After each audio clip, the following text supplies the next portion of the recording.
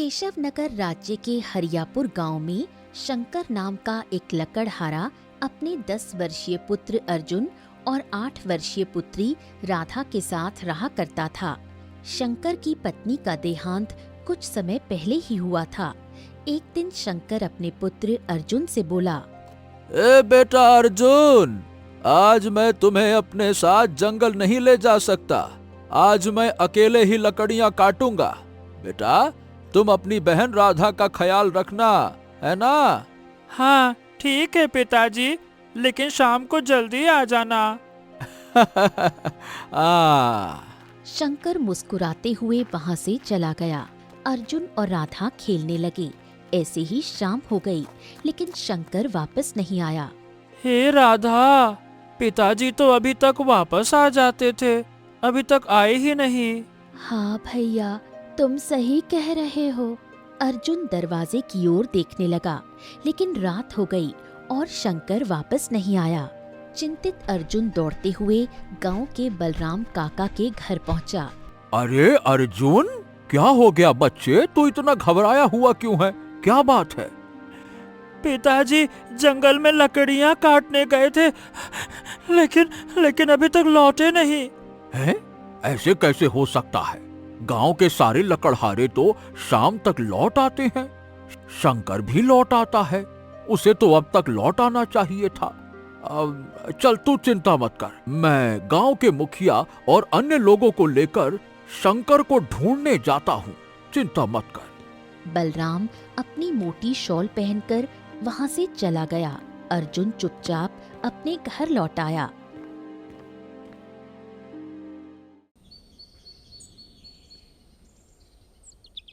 सुबह बलराम, मुखिया और अन्य गांव वाले मुंह लटकाए अर्जुन के घर आ पहुंचे। हाँ, अरे बेटा अर्जुन, हमने जंगल का चप्पा चप्पा छान मारा, लेकिन हमें शंकर का कहीं पता नहीं चला। बेटा, मुझे लगता है कि शायद वो किसी जंगली जानवर का शिकार हो गया है। अब हम क्या कहें बेटा? ये सुनकर अर्जुन की आंखों में आंसू आ गए। राधा रोने लगी।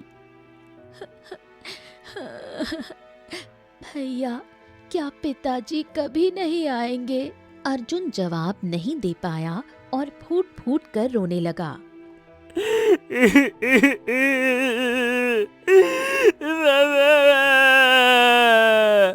अजय, बस बस बस बेटा, हिम्मत रखो मेरे बच्चों। कोई बात नहीं, कोई बात नहीं। मैं हूँ अभी। आज से तुम दोनों का ख्याल मैं रखूंगा। हम तुम्हें किसी भी चीज की जरूरत महसूस नहीं होने देंगे, कोई कमी नहीं होने देंगे बच्चों। आ जाओ, चलो चलो। समय ऐसे ही बीतता रहा और देखते देखते 10 वर्ष गुजर गए। अर्जुन जवान हो चुका था और राधा भी बड़ी हो गई थी। एक दिन अर्जुन कुल्हाड़ी लेकर जंगल जा रहा था। वर्षों पिताजी का इंतजार किया, रो रो कर आंसू खत्म हो गए, लेकिन पिताजी फिर कभी नहीं लौटे। हाँ राधा, मैं सही बताऊं तो मेरा मन इस बात को मानने को तैयार ही नहीं है कि पिताजी संसार में नहीं हैं।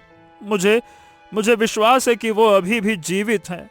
और देखना राधा, एक दिन मैं अपने पिताजी को जरूर ढूंढ निकालूंगा, देखना तुम। अर्जुन कुल्हाड़ी उठाकर जंगल चला गया।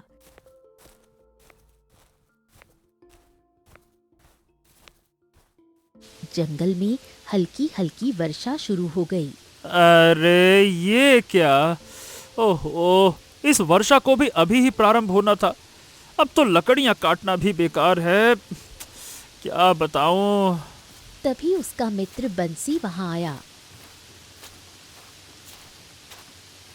अर्जुन अर्जुन अर्जुन, मेरे भाई, मेरे मित्र, मेरे भाई, ये तो वर्षा दिन भर होती रहेगी। ऐसे तो हमारा काम ही खराब हो जाएगा। शायद तुम सही कह रहे हो।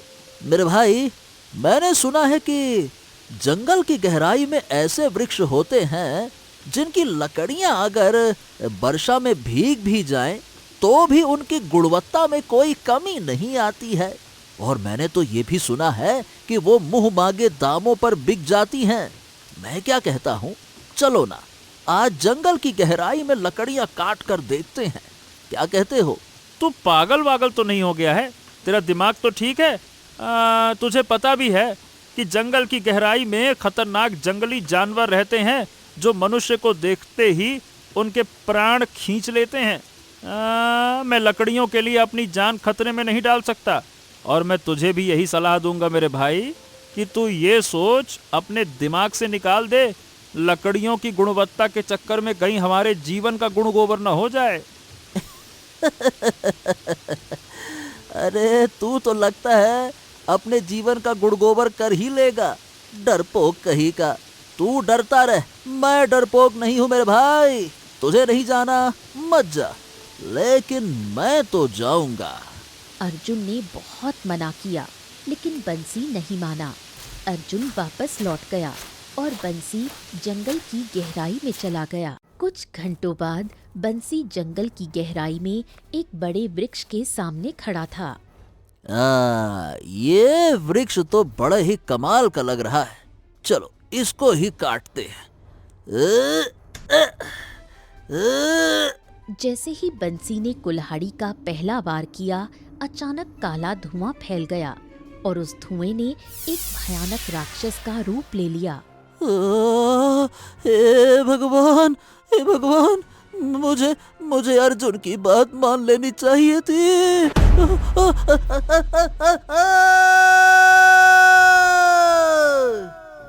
अगले ही पल राक्षस ने बंसी को पकड़ लिया और कुछ ही पलों में उसे चीरकर उसका खून पी गया।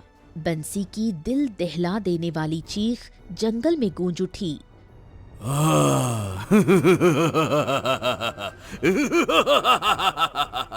इसके रक्त ने मुझे और ताकतवर बना दिया। पहले मैं जंगल की गहराई से बाहर नहीं निकल सकता था, लेकिन अब मैं सक्षम हूँ। राक्षस बंसी की लाश उठाकर जंगल के साधारण हिस्से में ले गया, जहां लकड़हारे वृक्षों के नीचे बैठे थे। अचानक उसने लाश उनके सामने फेंक दी और काला धुआं बनकर गायब हो गया। कुछ ही देर में ये खबर हरियापुर गांव पहुंच गई कि बंसी को एक राक्षस ने मार डाला। अर्जुन राधा के साथ भोजन कर रहा था कि तभी किसी ने दरवाजे की कुंडी जोर जोर से खटखटाई। अर्जुन ने दरवाजा खोला तो देखा बाहर बलराम काका खड़े थे। क्या बात है बलराम काका, आप इतने डरे हुए क्यों हैं? क्या हो गया? अरे गजब हो गया अर्जुन, तुम्हारे मित्र बंसी को एक राक्षस ने मार डाला। क्या? आप ये क्या कह रहे हैं काका? ऐसा कैसे हो सकता है? मैं सही कह रहा हूँ बेटा। अगर तुम्हें विश्वास नहीं होता तो चलो, बंसी की लाश गांव की सीमा पर लकड़हारे लेकर आए हैं। राधा रुको, मैं अभी आता हूँ। अर्जुन बलराम काका के साथ वहां से चला गया। कुछ देर बाद अर्जुन गांव की सीमा पर खड़ा था, जहां बंसी की लाश बहुत ही भयानक अवस्था में पड़ी हुई थी। मेरी आंखों के सामने राक्षस बंसी की लाश को लेकर जंगल की सीमा तक आ पहुंचा और बड़ी ही बेदर्दी से उसने बंसी की लाश को पटक दिया और फिर एक काला धुआं बनकर गायब हो गया। अर्जुन गहरी नजरों से उसकी बात सुन रहा था। अगर ये लकड़हारा सच बोल रहा है तो फिर ये कोई छोटी मोटी विपत्ति नहीं है बलराम काका, ये कोई बहुत बड़ी और भारी विपत्ति है। कुछ देर बाद गांव के माहौल में बंसी का अंतिम संस्कार कर दिया गया। कुछ दिन ऐसे ही बीत गए। कुछ दिन बाद अर्जुन कुल्हाड़ी उठाकर जंगल जाने वाला था। भैया, मैं आपको जंगल नहीं जाने दूंगी। जब से बंसी भैया को राक्षस ने मारा है, मेरा मन बड़ा ही घबराया हुआ है। आप जंगल जाएंगे तो मेरा मन तरह तरह की आशंकाओं से घिरा रहेगा। अरे बहन, तो क्या मैं डर की वजह से घर में बैठ जाऊं क्या? अरे मैं एक लकड़हारा हूँ, लकड़ियाँ नहीं काटूंगा तो घर कैसे चलेगा? मुझे जाना ही होगा। मगर राधा जिद पर अड़ गई। क्या कहूँ, चल ठीक है, अगर तेरी मर्जी है तो आज नहीं जाऊंगा, लेकिन हमेशा तो घर पे नहीं बैठ सकता ना। अर्जुन उस दिन घर पर ही रहा। शाम को अचानक किसी ने दरवाजा जोर जोर से खटखटाया। अर्जुन ने दरवाजा खोला तो बाहर बलराम काका डरे हुए खड़े थे। अर्जुन, अच्छा हुआ बेटा आज तुम जंगल नहीं गए। जंगल में आज एक और लकड़हारे को राक्षस मार कर खा गया। ये सुनकर अर्जुन बुरी तरह चिंता में पड़ गया। उस दिन के बाद जो भी लकड़हारा जंगल में जाता वो राक्षस के हाथों मारा जाता। एक दिन अर्जुन ने गांव के सारे लोगों को एकत्र किया। गांव वालों, आखिर कब तक ये राक्षस निर्दोष लकड़हारों को मारता रहेगा? और अब तो मैंने सुना है कि वो यात्रियों को मारना भी प्रारंभ कर चुका है। देखो, हम सब लोग को मिलके कुछ न कुछ करना होगा। अरे लेकिन हम कर क्या सकते हैं अर्जुन? काका, मुझे लगता है कि हमें सबसे पहले इस राज्य के महाराज राजा विक्रम को ये बात बतानी चाहिए। पहले हमें इस मामले को राजमहल में उठाना चाहिए। अगर महल से कोई मदद नहीं मिलती तो हमें फिर खुद की मदद खुद ही करनी होगी। सभी लोग अर्जुन की बात से सहमत हो गए। हाँ हाँ सही बात है। हाँ ठीक है ठीक है। हाँ ठीक है। चलो अगर ऐसी बात है तो ठीक है, मैं तुम्हारे साथ राजमहल चलूंगा और राजा विक्रम को सारी घटना बताऊंगा। चलो। अगले दिन अर्जुन और बलराम काका राज दरबार में खड़े थे। राजा विक्रम अपने पुत्र राजकुमार आदित्य के साथ गद्दी पर बैठे थे। प्रणाम महाराज। महाराज, मेरा नाम अर्जुन है। मैं हरियापुर गांव का रहने वाला हूँ। मैं एक लकड़हारा हूँ महाराज, और ये मेरे गांव के बलराम काका हैं। हमारा गांव एक बहुत ही बड़ी विपत्ति से घिर गया है। कैसी विपत्ति? बलराम काका कांपते हुए सारी घटना राजा विक्रम को बताने लगे। घटना सुनकर राजा विक्रम घबरा गया। ओहो हो, ये तो बड़ा ही भयानक मामला लग रहा है। आज राक्षस जंगल की सीमा पर यात्रियों और लकड़हारों को मार रहा है। कल को अगर वो हमारे राज्य में घुस आया फिर तो नरसंहार कर देगा। बिल्कुल, आप बिल्कुल सही कह रहे हैं महाराज। मैं कुछ चमत्कारी शक्तियों का ज्ञान रखता हूँ। मैं अपनी दिव्य शक्तियों से ये जानने का प्रयास करता हूँ कि वो राक्षस है कौन और उसका अंत कैसे किया जा सकता है। राजगुरु ध्यान में बैठ गए। कुछ देर बाद उन्होंने आंखें खोली। स्थिति बहुत गंभीर है महाराज। मैं अपनी शक्तियों से मैंने काफी जानने का प्रयास किया, लेकिन मैं ये नहीं जान पाया कि वो राक्षस है कौन, परंतु उसका अंत कैसे होगा ये जरूर जान गया। और कैसे होगा उसका अंत राजगुरु जी? एक जादुई कुल्हाड़ी से। ये सुनकर सभा में बैठे सभी लोग चौंक गए। क्या? जादुई कुल्हाड़ी? किस तरह की जादुई कुल्हाड़ी? एक ऐसी जादुई कुल्हाड़ी जो अत्यंत शक्तिशाली है। मैंने अपनी दिव्य शक्तियों से देखा है कि उसे किसी भी धातु से स्पर्श किया जाए तो वो सोने की बन सकती है। उस जादुई कुल्हाड़ी से यदि किसी वृक्ष पर वार किया जाए तो वो वृक्ष चाहे कितना भी कठोर और ताकतवर क्यों ना हो, सूखे पत्ते की तरह कटकर गिर जाएगा। जिसके पास ये कुल्हाड़ी होगी वो अजेय होगा, उसे कोई पराजित नहीं कर सकेगा। वो कुल्हाड़ी जंगल की गहराई में एक विचित्र मंदिर के भीतर रखी है। उस विचित्र मंदिर को वर्षों पहले देवालय कहा जाता था, परंतु उस जादुई कुल्हाड़ी को प्राप्त करना आसान नहीं है। कहते हैं कि जब कोई उसे प्राप्त करने जाता है तो वो कुल्हाड़ी उसके मन की जांच करती है और उसकी एक परीक्षा लेती है।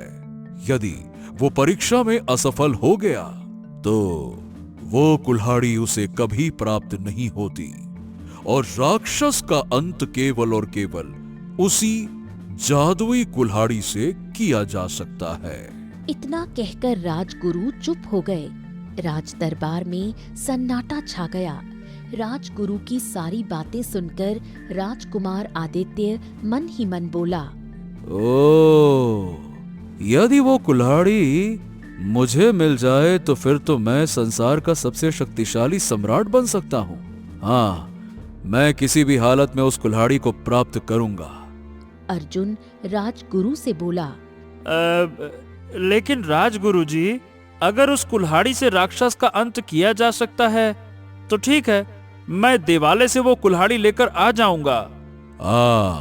लेकिन ध्यान रखना अर्जुन, पहले ही मैंने कहा है कि उस कुल्हाड़ी को प्राप्त करना इतना आसान कार्य नहीं होगा। राजगुरु जी, चाहे मुझे कितनी ही मुश्किलों का सामना क्यों ना करना पड़े, लेकिन मैं निर्दोष लोगों की हत्या होते हुए कभी नहीं देख सकता। मैं वो कुल्हाड़ी प्राप्त करूंगा और उसी कुल्हाड़ी से राक्षस का वध करूंगा, आप देखना। तभी राजकुमार आदित्य मुस्कुरा उठा। बहुत अच्छे, और इस काम में मैं तुम्हारा साथ दूंगा। ये सुनकर राजा विक्रम ठिठक गए। हैं?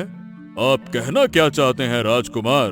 पिताजी, मैं भी अर्जुन के साथ जाऊंगा और उसकी मदद करूंगा। राजा विक्रम गहरी सोच में डूब गए और धीरे धीरे कदम बढ़ाते हुए राजकुमार आदित्य के पास पहुंचे। तुम पागल हो गए हो क्या? राजगुरु की बातें नहीं सुनी? उस कुल्हाड़ी को पाना इतना आसान नहीं है। हाँ, मैंने सुना पिताजी, लेकिन जब एक साधारण व्यक्ति उस कुल्हाड़ी को प्राप्त करने की कोशिश कर सकता है तो फिर तो मैं एक राजकुमार हूँ। और फिर आप ही सोचिए पिताजी, यदि वो कुल्हाड़ी हमें मिल जाती है, हम आसानी से आसपास के राज्यों को अपना गुलाम बना सकते हैं, उन पर शासन कर सकते हैं। राजा विक्रम मुस्कुराते हुए बोला, शाबाश शाबाश, समझ गए, ठीक है, मैं तुम्हें अर्जुन के साथ जाने की स्वीकृति देता हूँ। बहुत अच्छे। कुछ ही देर में राजकुमार आदित्य, अर्जुन और एक सैनिक घोड़ों पर सवार होकर जंगल की गहराई में दौड़ रहे थे। बहुत देर घोड़ों को दौड़ाने के बाद अर्जुन की नजर दूर एक मंदिर पर पड़ी, जिसके आसपास विचित्र धुंध छाई हुई थी। राजकुमार जी, मुझे लगता है कि यही वो देवालय है जिसके बारे में राजगुरु जी ने बताया था। हाँ, तुम सही कह रहे हो, और वैसे भी जंगल की गहराई में हम खड़े हुए हैं। अर्जुन ने अपना घोड़ा मंदिर की ओर बढ़ा दिया। राजकुमार, अगर इस कुल्हाड़ी को अर्जुन प्राप्त करने में सक्षम हो गया तो आप तो खाली हाथ रह जाएंगे। पता नहीं वो कुल्हाड़ी आपको देगा भी या फिर नहीं देगा।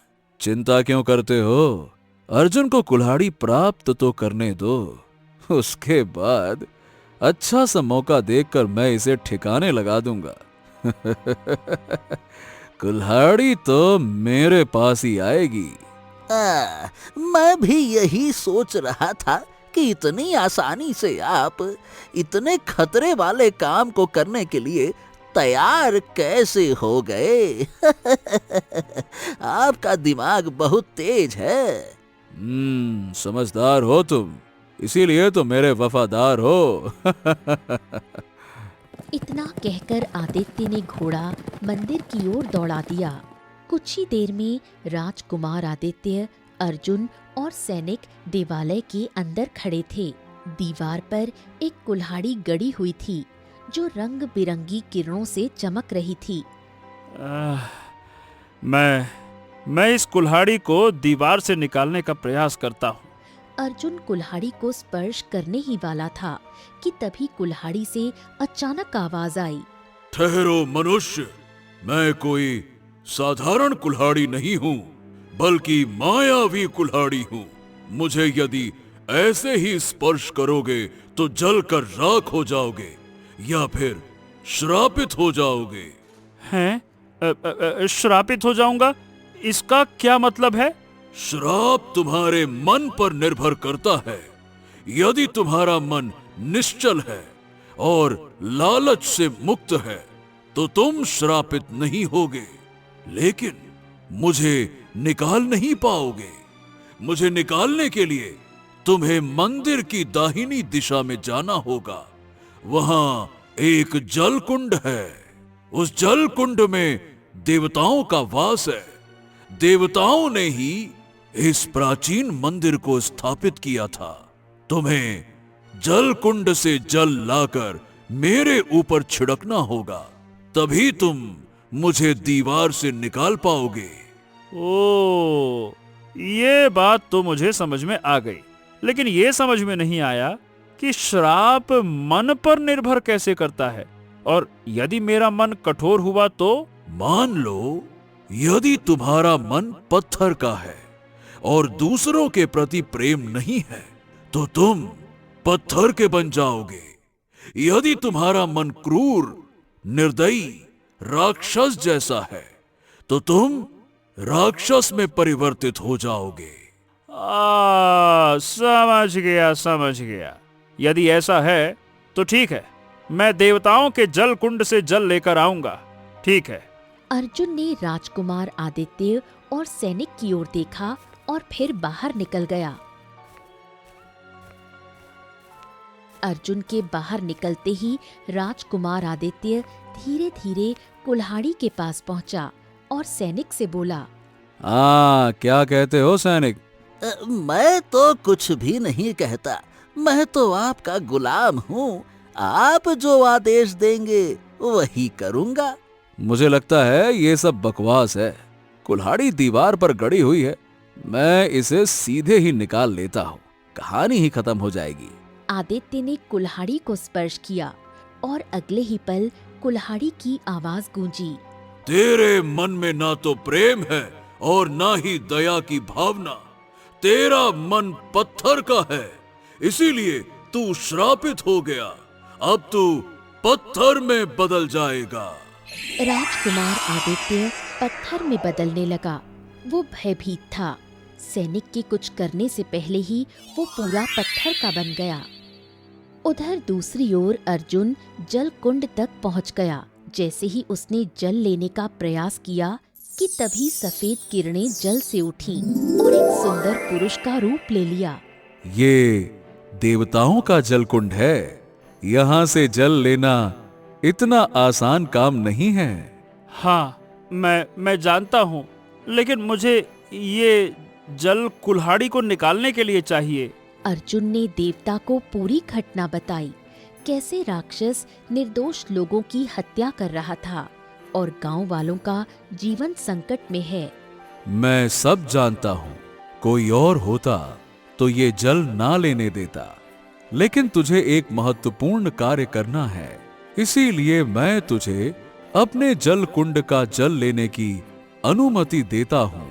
अर्जुन ने जल कुंड के कलश में जल भर लिया और वापस मंदिर की ओर चला गया। मंदिर के अंदर पहुंचकर उसने राजकुमार आदित्य को पत्थर बना हुआ देखा तो वो चौंक गया। सैनिक वहीं खड़ा था। हैं? ये राजकुमार पत्थर के कैसे बन गए? सैनिक ने अर्जुन को पूरी घटना बताई। अर्जुन ने राजकुमार आदित्य की ओर देखा। काश तुम लालच ना करते राजकुमार। अर्जुन ने जल की बूंदें कुल्हाड़ी पर डाल दी। अगले ही पल रंग बिरंगी किरणें निकली और कुल्हाड़ी दीवार से नीचे गिर गई। अर्जुन ने कुल्हाड़ी उठा ली। अच्छा ये बताओ, क्या राजकुमार आदित्य अपने असली रूप में नहीं आ सकते? आ सकते हैं, यदि अपना काम पूरा करने के बाद तुम इस कुल्हाड़ी को इसी दीवार पर दोबारा गाड़ दोगे तो हो जाएगा। ठीक है। पहले मैं राक्षस का अंत करूंगा और फिर इस कुल्हाड़ी को दीवार में गाड़ दूंगा। मैं राजकुमार आदित्य को पत्थर का नहीं रहने दूंगा। तुम तब तक यही मेरा इंतजार करना। अर्जुन वहां पहुंचा जहां राक्षस लकड़हारों और यात्रियों को मारता था। कहाँ है राक्षस? मेरा सामना करो। कहाँ है तू? अगले ही पल काला धुआं उठा और राक्षस उसकी आकृति धारण करके अर्जुन के सामने प्रकट हो गया। तू भी मरने के लिए आ गया। राक्षस की नजर कुल्हाड़ी पर पड़ी। इस कुल्हाड़ी को इस कुल्हाड़ी को तूने कैसे प्राप्त किया? इसे प्राप्त करना तो असंभव कार्य है, तूने कैसे कर लिया? अर्जुन बिना कुछ कहे उसकी ओर बढ़ने लगा। राक्षस पीछे हट गया। पीछे रह, मुझे नहीं, मुझे मत मारो अर्जुन। क्या तुम अपने पिता की हत्या कर दोगे क्या? रुक जाओ। अर्जुन ठिठक गया। क्या? ये क्या कह रहे हो तुम? हाँ, मैं सही कह रहा हूँ। मैं कोई और नहीं, मैं तुम्हारा पिता हूँ। राक्षस बदलने लगा और कुछ ही क्षणों में वो शंकर के रूप में बदल गया। उसकी आंखों में आंसू थे। अर्जुन, मैं तुम्हारा पिता ही हूँ। बरसों पहले जब मुझे इस कुल्हाड़ी के बारे में पता चला तो मेरे मन में लालच आ गया। मैं देवालय पहुंच गया। कुल्हाड़ी ने मुझे चेतावनी दी, लेकिन मैंने चेतावनी को नजरअंदाज किया और जैसे ही मैंने उसे स्पर्श किया मैं राक्षस में बदल गया। फिर मैं निर्दोष लोगों को मारकर उनका खून पीने लगा। क्या? तो पिताजी, आप श्राप से कभी मुक्त नहीं हो सकते? श्राप से मुक्ति चाहिए तो इसका वध करो, यही इसकी मुक्ति का समाधान है। ये कभी श्राप से मुक्त नहीं होगा। भावनाओं में मत बहो। ये तुम्हारा पिता है, ये सत्य है, लेकिन ये राक्षस है। यदि ये कुल्हाड़ी तुम्हारे हाथ से अलग हो गई तो ये दोबारा राक्षस में बदलकर तुम्हें मार देगा। अर्जुन की आंखों में आंसू भर आए। अगले ही क्षण शंकर की आंखें बदल गईं और वो क्रोधित हो उठा।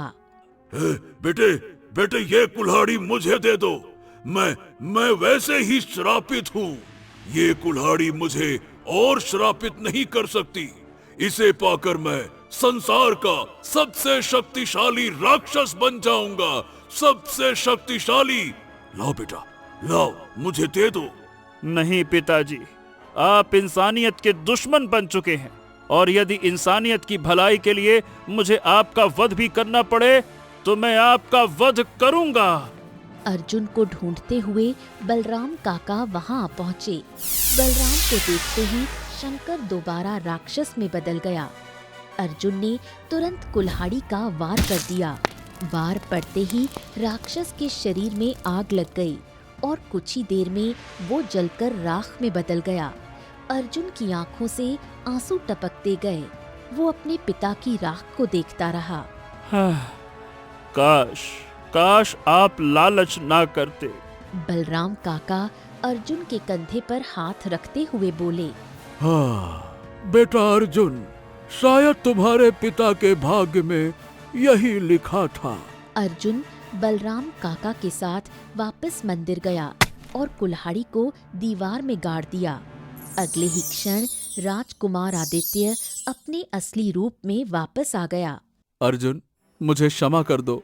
मैं लालच में बह गया था। मैं तुम्हारे बारे में न जाने क्या क्या सोच रहा था और देखो, तुमने मुझे श्राप से मुक्त कर दिया। तुम्हारा बहुत बहुत धन्यवाद। अर्जुन कुछ नहीं बोला। वो बलराम काका के साथ गांव लौट आया। राजकुमार आदित्य सैनिकों के साथ राजमहल चला गया। गांव लौटकर अर्जुन ने सारी घटना अपनी बहन राधा को बताई। राधा की आंखों में भी आंसू आ गए। भैया, आपने ठीक किया। हमारे पिताजी तो वर्षों पहले ही चले गए थे।